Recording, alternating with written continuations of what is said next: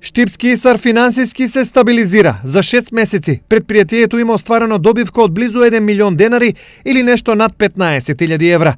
За првите 6 месеци од годината Исар остварил приход од 106 милиони денари, а потрошил нешто над 105 милиони.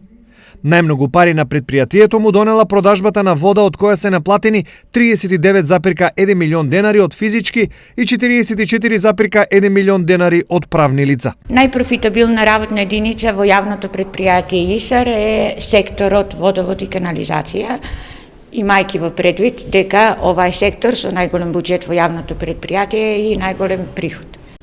Секторот водовод и канализација е секогаш сектор кој што е со позитивни финансови показатели. Освен што финансиски се стабилизира, Исар во овој период има инвестирано во набавка на опрема, речиси во сите работни единици. По финансиското стабилизирање на предпријатието, во овој период јавното предпријатие Исар покрај редовните активности започна и набавка на потребни средства и опрема за работа.